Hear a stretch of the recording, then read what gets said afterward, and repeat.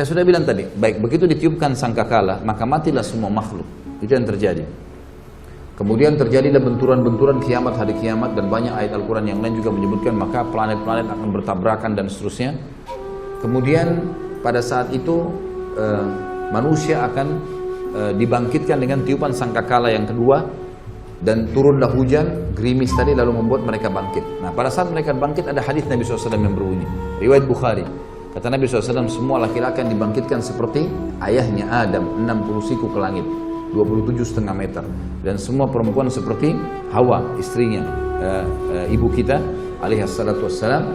Kemudian 40 siku ke langit, 17,5 meter. Lalu kemudian dibangkitkan tanpa baju, tanpa khitan, dan tanpa alas kaki. Lalu keluar dalam riwayat Bukhari yang lain berbunyi, Aisyah berkata, ya Rasulullah, ya, bukankah mereka bisa saling lihat melihat? Kata Nabi SAW, bukan, hari itu bukan seperti yang kau bayangkan wahai Aisyah. Dibangkitkanlah mereka. Lalu ada riwayat lain menjelaskan, kata Nabi SAW, riwayat Imam Ahmad, bahwasanya akan setiap Nabi akan berdiri dan diikuti oleh umatnya di belakang. Setiap Nabi akan berdiri dan diikuti oleh umatnya di belakang, gitu kan?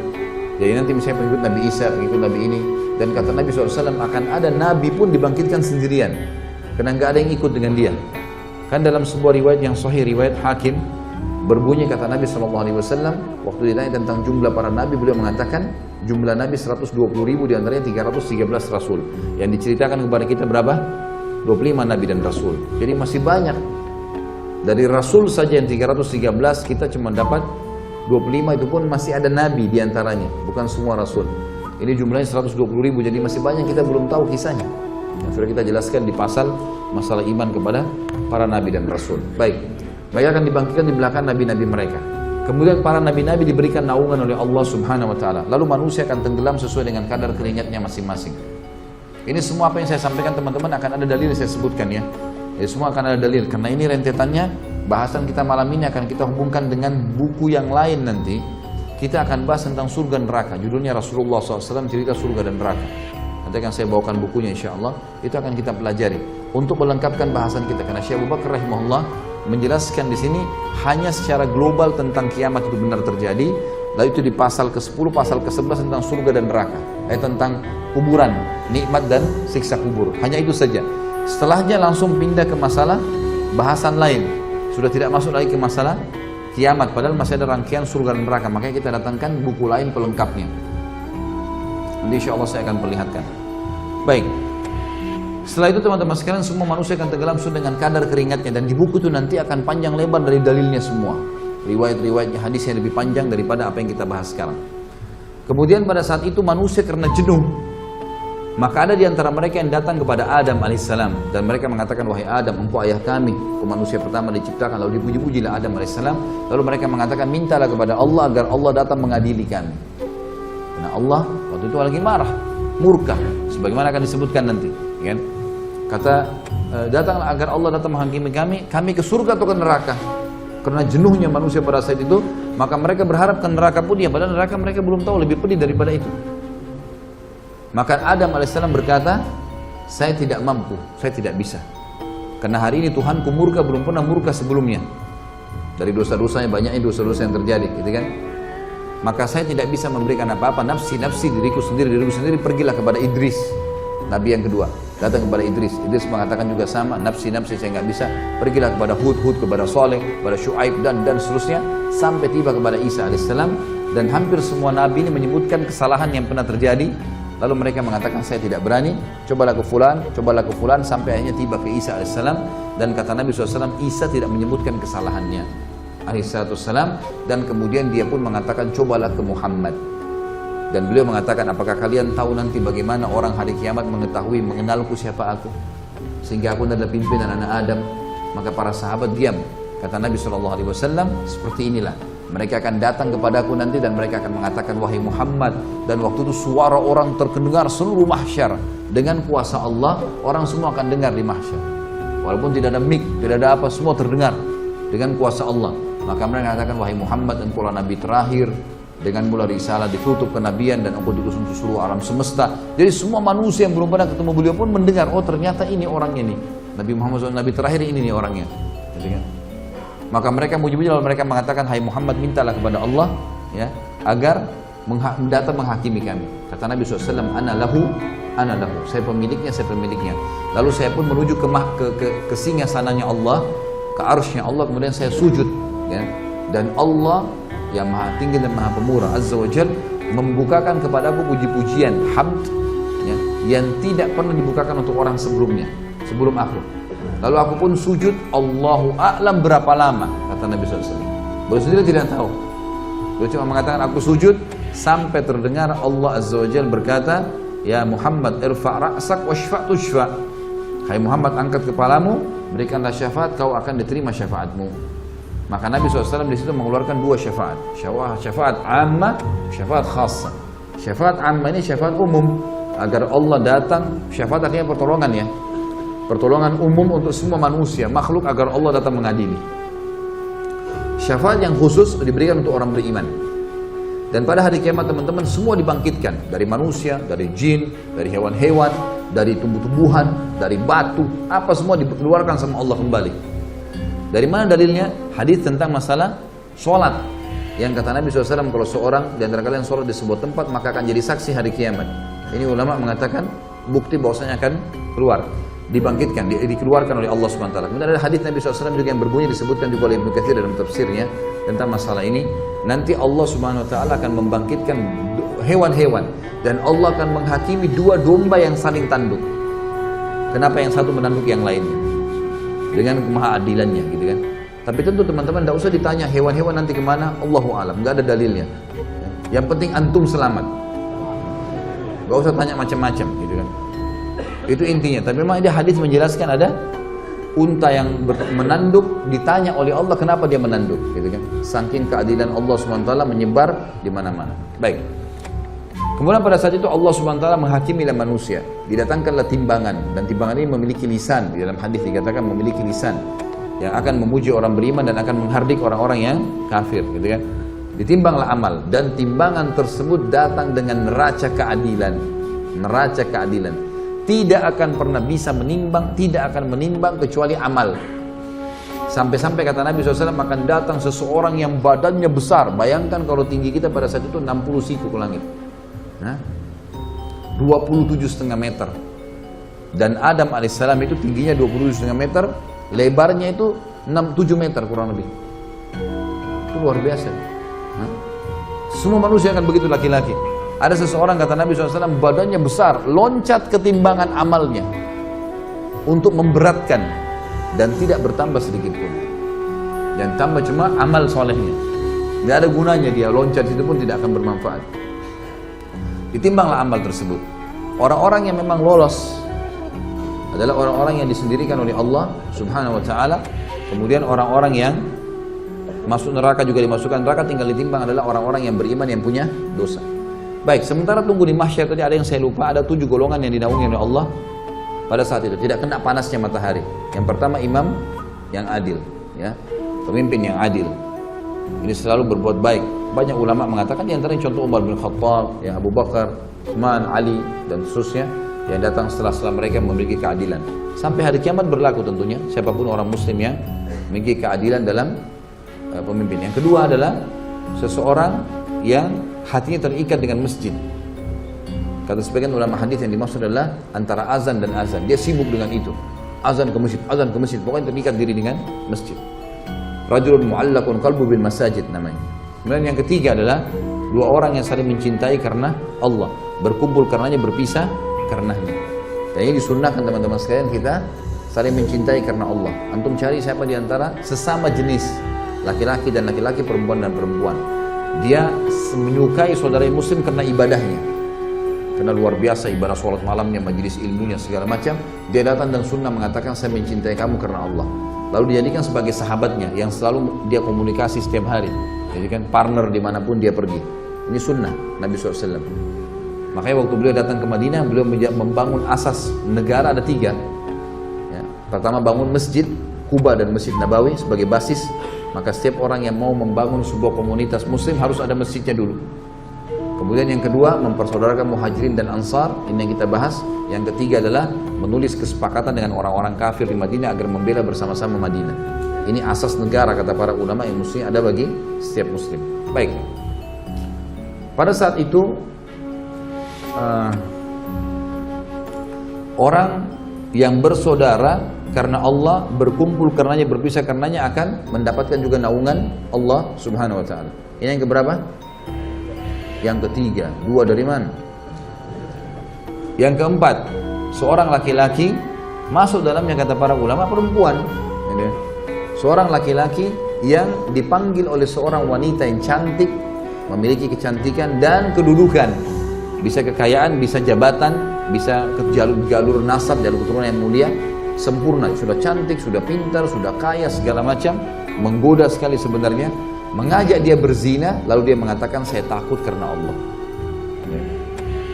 Kemudian yang kelima adalah seseorang yang mengingat seorang Allah, mengingat Allah sendirian, lalu dia menangis. Ini juga fadilah orang yang menangis karena Allah Subhanahu wa taala, ya. Makanya dalam hadis lain dikatakan tidak akan tersentuh api neraka dua mata yang menangis karena Allah. Jadi dia lagi sholat malam, dia ingat dosanya, dia bertobat sama Allah, dia ingin masuk surga, minta surga, dia ingin minta diberkahi, minta diselamatkan dan seterusnya. Ini adalah orang-orang yang jelas masuk di sini, ya. Kemudian yang keenam adalah orang yang berinfak dengan infak atau sedekah yang dia keluarkan dengan tangan kanannya sampai tangan kirinya tidak tahu. Tentu kata ulama hadis ini yang dimaksud ya, kinayah, dalam arti kata tangan kanan, tangan kiri. Kalau kita keluarin ini, saya kasih marwan air, tetap aja tangan kiri ada di sebelah saya. Tapi ini gambaran, artinya kalau tangan kirinya tidak tahu, maksudnya adalah orang lain. Kalau tangan kiri tidak tahu, apalagi orang lain. Saking dirahasiakannya dia, sedekah itu dirahasiakan. Itu akan masuk sebagai orang yang dinaungi nanti. Jadi dia suka bersedekah. Ini fadilah orang yang bersedekah, tapi dirahasiakan. Jangan baru sedekah 1.000 rupiah sudah satu kampung tahu. Harusnya memang dirahasiakan, gitu kan. Ini sudah sumbang AC, oh si fulan sudah sumbang sekian, tidak perlu sebut. Urusan antum dengan Allah Subhanahu wa taala sudah selesai.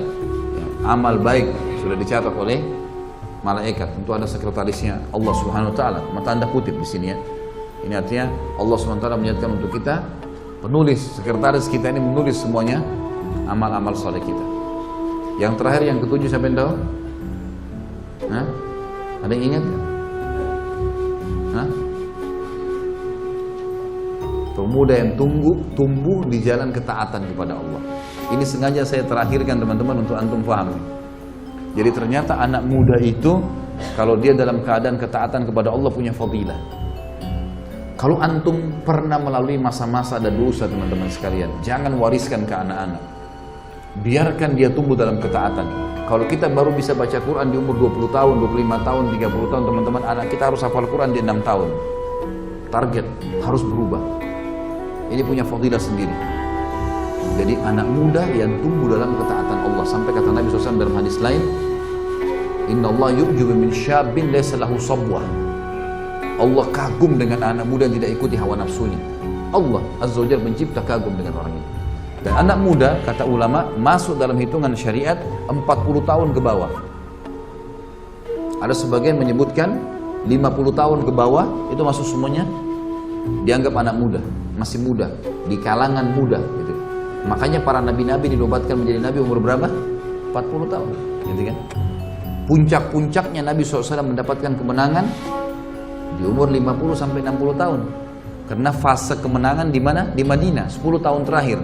Nabi SAW meninggal umur 63 tahun kan? Jadi kalau kita mundur 10 tahun berarti umur 53 tahun tuh fase keemasan. Sampai 63 tahun beliau meninggal dunia.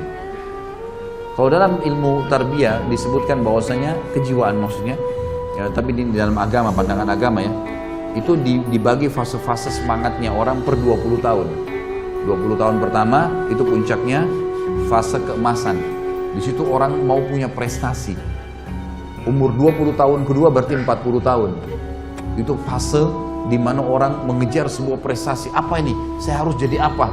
Yang ketiga fase 60 tahun, 20 tahun yang ketiga. Ini puncak-puncaknya juga orang mengejar. Biasanya umur-umur 60 tahun itu kalau orang biasa di akademik, dia berusaha mengejar prestasi tertentu.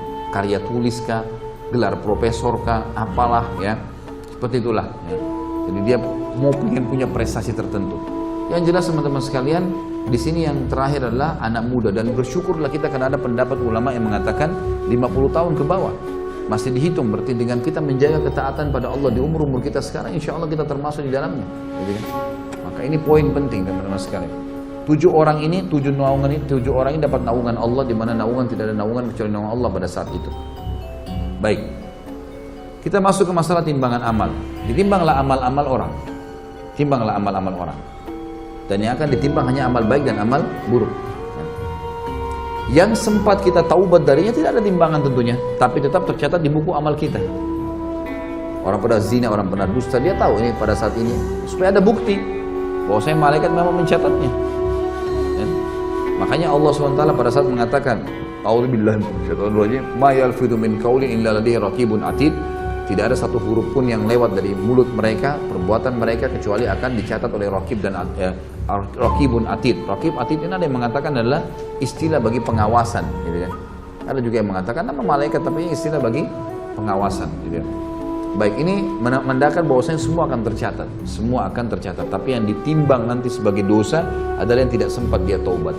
Makanya Nabi SAW mengatakan, saya bertobat kepada Allah sehari 70 sampai 100 kali. Kata sebagian ulama hadis, kalau orang bertobat kepada Allah sehari 100 kali, kalau Allah dengan kemahamurahannya mau memaafkan satu taubat, satu istighfar itu, satu dosa, maka 100 dosa kita bersih. Dan umumnya manusia tidak mengerjakan 100 dosa dalam sehari. Ini pendapat tentunya, ya, pendapat. Maka ini kemuliaan, artinya alhamdulillah Allah mudahkan kita mendapatkan kemudahan-kemudahan memahami seperti ini. Baik. Kemudian setelah itu, setelah di timbangan amal, kalau yang lebih berat walaupun sedikit amalnya, maka akan mendapatkan kelolosan pahala. Maksudnya lolos masuk surga. Baik. Ada sebuah hukum di sini. Kalau seandainya seseorang ditimbang amalnya hari kiamat, lalu dia sudah lolos. Ini ulama mengatakan orang yang sudah lolos dari timbangan amalnya, dia akan diberikan kesempatan memberikan syafaat. Ini yang dimaksud dengan syafaat mukminin, syafaat orang-orang beriman.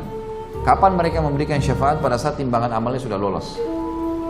Jadi misal seseorang punya 200 pahala, dia punya anggaplah 2000 pahala, dia punya dosa 1000. Sekarang otomatis 2000 dengan 1000 lolos kan? Dia punya berapa lebih? 1000 lebih. Nah, sebagian ulama, saya bilang di sini sebagian, mereka mengatakan bahwasanya orang ini bisa memberikan syafaat 1000 pahala kepada orang yang dia suka, saudaranya kah, kerabatnya kah, mungkin ada lagi timbang amal butuh 900 dikasih sama dia. Tapi bukan berarti pahalanya dikasih ya, enggak. Allah dengan kemahamurahannya, karena dia punya lebih 1000, dia boleh memberikan nilai 1000 kepada orang, tapi tidak dikurangi pahala dia. Bukan ini yang dikasih ke dia, enggak. Karena ini nanti akan menentukan derajat di surga. Kita masuk surga dengan rahmat Allah, tapi menentukan derajat di surga adalah amal-amal kita kan. Jadi nilainya, kita ada lebih 1000, Allah kasih. Nah, karena kau punya lebih 1000, kau boleh tolong orang 1000, silakan. 1000 pahala juga.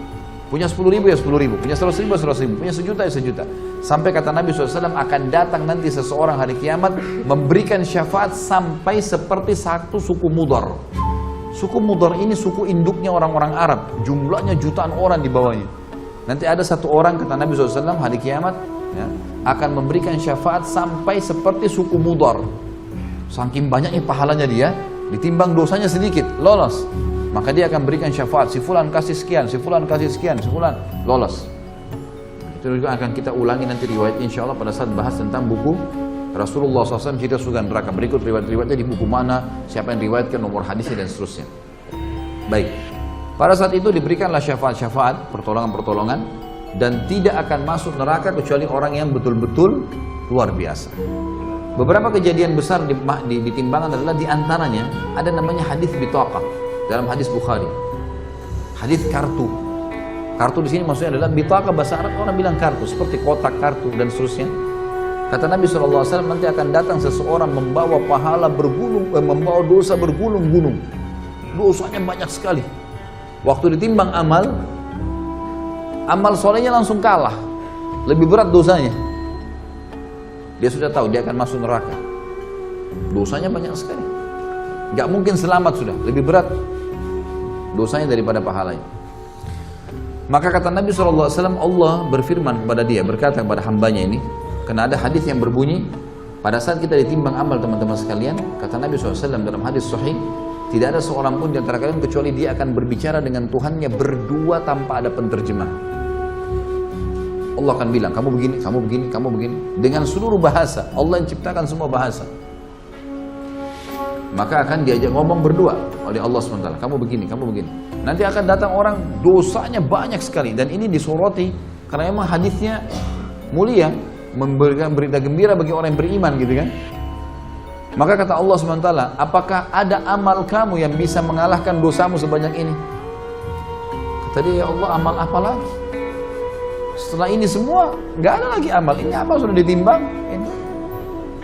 Kata Allah SWT, coba ingat-ingat. Dia bilang tidak ada, ya Allah, sudah nggak ada. Lalu dikeluarkanlah bitaqah itu, kotak atau kartu tadi, tertulis la ilaha illallah. Tidak Tuhan yang berhak disembah kecuali Allah, yang dia ikhlas menjaga. Sebagian ulama mengatakan orang ini tidak buat syirik, tetap dia ahli tauhid, mempertahankan keesaan Allah, tapi dia punya dosa-dosa lain. Mungkin dia berzina, mungkin dia dusta, mungkin, tapi ini tauhidnya nggak tercoreng. Karena kalau syirik tidak masuk dalam hadis ini. Terbukti dalam surah An-Nisa Allah mengatakan, a'udzubillahi minasyaitonir rajim, innallaha la yaghfiru an yushraka bih wa yaghfiru ma duna dzalika liman yasha. Allah tidak akan mengampuni orang yang berbuat syirik, tapi Allah mengampuni dosa selain daripada syirik. Nah, berarti ini tidak masuk di sini syirik. Berarti dia, kata ulama hadis, dia adalah muwahhid. Orang ini memang mengesahkan Allah. Tidak pernah ke dukun, tidak pernah minta-minta ke kuburan, tidak pernah segala macam. Ini syirik nggak ada. Dia betul-betul murni dosa, tapi dosa yang dia akui sebagai kesalahan. Maka didatangkan lebih bitaqah tersebut, lalu ditimbangan pahalanya, tiba-tiba menjadi lebih berat daripada dosanya, dan semua dosanya akan terlempar. Maka lolos dia masuk dalam surga. Maka dalam sebuah hadis Bukhari Muslim juga pernah Nabi SAW lagi duduk di dalam sebuah kebun, kemudian datang sahabat Nabi Abu Musa al-Asy'ari lalu mengatakan, ya Rasulullah, gitu kan, saya datang untuk menjaga anda. Kata Nabi SAW, telah sampai kepada saya berita, Allah mengatakan, ya, siapapun yang di dalam hatinya sebesar biji sawi, siapa yang mengucapkan la ilaha illallah tulus dari hatinya, dia pasti masuk surga. Maknanya adalah, kalau dia masih punya dosa pun, kemudian dia masuk neraka dulu, tetap akan masuk surga. Nanti kita bahas masalah syafaat. Kalau kita bahas surga dan neraka, nanti akan ada orang-orang yang sudah belang-belang di neraka, sudah bolong, sudah hangus, keluar asap, dikeluarkan oleh orang-orang mukmin dan Nabi SAW dari neraka. Kemudian mereka akan dicemplungkan di sungai-sungai yang berada di pintu gerbang surga, lalu mereka tumbuh seperti tumbuhnya tanaman yang masih baru tumbuh, masih lemah sekali. Dan para ahli surga menyemproti mereka dengan, menyirami mereka dengan air-air itu. Nanti akan kita bahas insyaAllah masalah surga neraka, masalah itu akan keluar mereka. Maka kata Abu Musa al-Asy'ari, Rasulullah, apakah boleh saya sebarin ke orang-orang ini? Kata Nabi SAW, kalau kau sebarin berarti mereka akan bergantung dengan itu. Jadi maknanya di sini memang mentauhidkan Allah penting kan, la ilaha illallah itu kalimat tauhid kan, pengesaan. Tidak ada sekutu bagi Allah, tidak ada Tuhan yang berhak disembah kecuali Allah. Tidak ada sekutu baginya masalah itu. Baik. Setelah itu teman-teman sekalian, setelah semua ditimbang amalnya, orang-orang beriman yang sudah lolos tadi tanpa hisab, orang beriman juga yang sudah lolos dari timbangan ini akan kumpul di Haud. Haud ini adalah kuala Nabi SAW di mahsyar. Kuala Nabi SAW di mahsyar. Kata Nabi SAW, ana faratukum, saya akan dahului kalian ilal Haud, ke Haud. Lalu beliau pun mengatakan, saya akan tunggu dan saya akan melihat satu persatu orang yang lolos di Haud. Mereka akan minum, dan siapapun yang minum dari haud tidak akan pernah haus selamanya. Yang tidak minum di situ hanya orang kafir, musyrik, orang munafik, dan orang-orang yang dasarnya mukmin tapi banyak dosanya, masuk neraka dulu karena dosanya lebih berat daripada amal solehnya. Maka ini akan pergi. Tentu ada juga orang-orang yang buruk nanti di timbangan amal ya. Orang yang banyak pahalanya, ada sholatnya, ada puasanya, ada zakatnya, ada ini, tapi dia buruk hubungan dengan manusia. Pernah caci maki orang ini, pernah menghina orang ini, pernah mengambil haknya orang ini, tidak pernah minta maaf. Maka orang-orang ini nanti akan datang, kata Nabi SAW, orang yang bangkrut. Apa kalian tahu siapa orang yang bangkrut? Kata para sahabat, ya Rasulullah, yang dirham dinarnya habis. Kata Nabi SAW, tidak. Bangkrut adalah orang yang datang hari kiamat membawa pahala sholat, zakat, puasa, haji, tapi sisi lain pernah caci maki orang ini, pernah pukul orang itu, pernah mengambil haknya orang ini, dan mereka meminta kepada Allah di hari kiamat di timbangan. Ya Allah, orang ini begini, diambilin. Ya Allah, orang ini begini, didatangin semua. Ini dengan keadilan, nggak ada yang bisa tersembunyi, nggak ada sogok-sogokan. Semua kena pada saat itu.